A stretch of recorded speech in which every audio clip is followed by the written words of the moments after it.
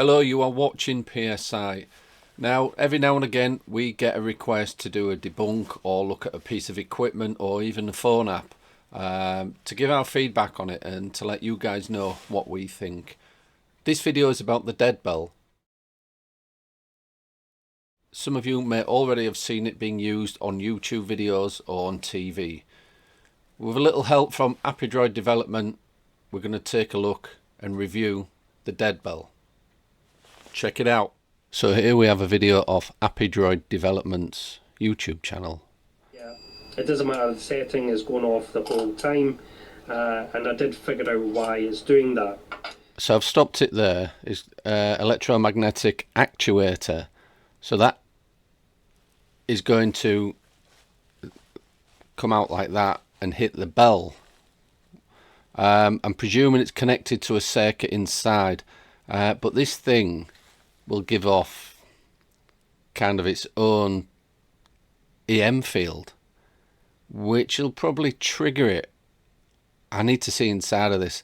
I believe it's going to give a lot of false positives. Maybe that's what the problem is here. It's one of the issues going with a dead bell. The little pin goes inwards, and obviously when it detects a disturbance, this little pin's going to go and hit the bell. So yeah, that's on the top side. Let's take a little dive in from the bottom. Wow. Just paused it there to have a look. First thing I notice, it's all unshielded. It's how many circuits are there? There looks like 1, 2, 3. Is that 4 circuits? I can't quite see. And a massive battery. Yeah, I mean, it's in principle, I think it's a good idea, but it needs work on this. There's so many things wrong with it. If you just look where the cursor is, there's a small circuit there. I can't tell what that is yet. Looking at this blue little circuit, that is possibly an Arduino circuit, which is what they use in like a lot of coding and things. There's a little circuit on the pot there, which is obviously the power and normally the volume with something with sound. And I don't know what that is. I didn't build it, but that is a massive battery. I'm presuming this battery is rechargeable. Looking at that, is it? Or is that meant to last a lifetime? I don't like that. Doesn't look like there's any kind of access to that battery unless you take the bottom off, which is being glued in. It's covered in... How's it being stuck in?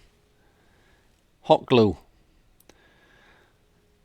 Right, it's been glued in. Looking at all these bits all over the place, it looks like hot glue. For me, this is an issue. I'm presuming the Arduino is telling the little actuator to ring. And something, I don't know what the other circuits do. I don't know. I didn't build it. But I'm presuming it's like kind of built like some sort of REM pod. If something comes close to it, it's going to activate the REM part, which then in turn activates the actuator, which rings the bell.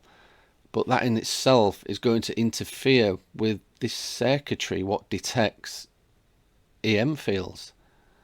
It hasn't been that well thought about. I mean, in theory it's a good thing, but it needs a lot of work. Looking at all this, I don't like the idea of that battery. I would want, if it was a big battery like that, I'd want it to be a rechargeable one where you could just plug a charger in and charge it, so you don't have to take the bottom off. But that doesn't look like a rechargeable battery. It's quite a big battery, that.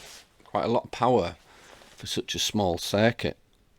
I mean, it's working, but how do you charge it and how do you change the battery?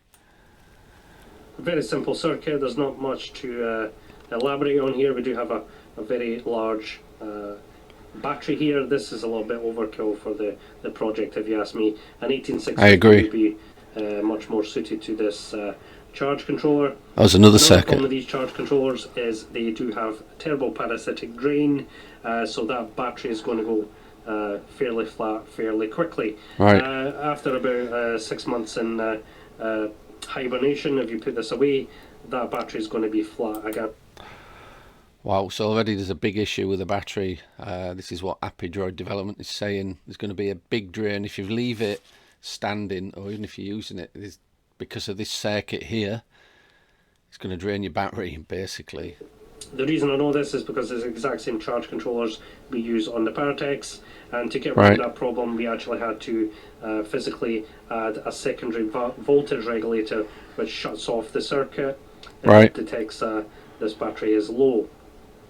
So yeah, I love the way Appydroid development tells you. He's a really good developer. I will put his link in the video down below in the description, so you can go check out his channel. But you know, he knows his stuff. I will be adding one of those to the circuit. Everything else, we have a transistor here which controls the actuator. Right. Digital pin 3 here is connected to the gate, which then when positive voltage is applied will then turn on the gate, and the actuator will pull inwards. Got a little diode here to stop backfeeding, all fairly standard stuff. We have a little Arduino Nano which it does the mathematical calculations of the magnetometer. So this is basically an XYZ magnet detector. As you expect, anything electromagnetic or magnetic is going to interfere with this. So that's a magnetic detector, and like you said, anything with like a magnet in it or any kind of EM field, in theory, should interfere with that and make the bell ring. I did get a few notes back from Appydroid, which I'll discuss at the end. I'll keep playing. Sensors, so if you do put a magnet here there, if this device was working properly, if you put a magnet here there, this would obviously activate.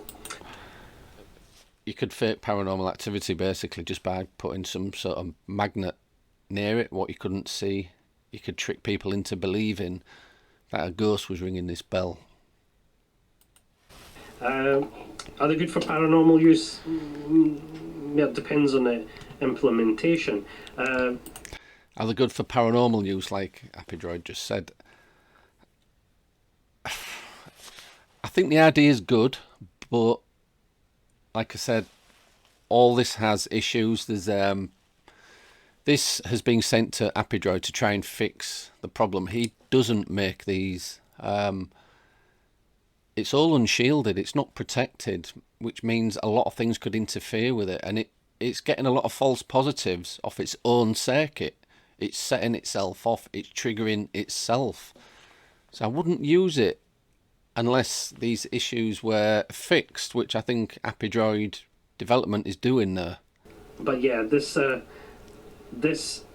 and that is essentially causing the whole problem. So what's actually happening is when you turn this device on, that's getting pulled inwards. This in effect creates its own magnetic field because it's an electromagnetic actuator. Yeah. So this will pull enough electromagnetic energy that you could detect it with a K2 meter, for example. So as just said, it's triggering itself. It is setting itself off because of what that is. That actuator is, it's creating its own magnetic field, which is interfering with the circuitry, which is triggering itself to ring itself. And I believe this is why this is being sent into Appydroid development to try and, because they thought it had an issue. Well, all it's done is taken the bottom off and had a look at the circuitry, and straight away it's realised that it's getting false positives because it's triggering itself to go off. And then the sensor is picking up that field, thinking there's a disturbance, and is then activating the actuator. When this voltage supply is reset, the same again is occurring. So it doesn't matter where you're putting the sensitivity, it's going to continuously feed itself. electromagnetic energy. So really bad design. It's not so I much the agree. bad design as bad programming. As you notice, when you turn that on, that is activating. Now, the way to get round this, the way to fix it, would be to, instead of pulling that positive, just leave it off. Just leave it off. There's no real reason why that can't stay where it is, and then when it detects a field, it could then jiggle the bar a few times, and then we can continue reading again. There's no real reason why it can't be done that way. That way, when this is off, it's not generating its own magnetic field. This is not picking up that magnetic field, and it's not going to false trigger itself. So what Appydroid is really saying is, if they go back into the coding and change all the coding, then the bell will not be ringing as much. But I think you're still going to have those issues. When the electromagnetic actuator is activated, it's still going to create that EM field, which in turn will be picked up by its own circuitry, causing it to ring again. You're still going to get that circle of EM false readings. Other than the coding, is there any other way around stopping the false readings? Unless you're going to shield that actuator, and I don't know how you would do that. I don't see how. Is there anything else that could be used instead of the electromagnetic actuator? I think it has potential, but I think it needs developing more. Anyway, I would like to thank Appydroid Development. His link is below in the description of this video. And I'd like to thank you guys for watching. For now, take care. Subscribe to the channel, and if you want to see bonus videos, please join the channel as a member.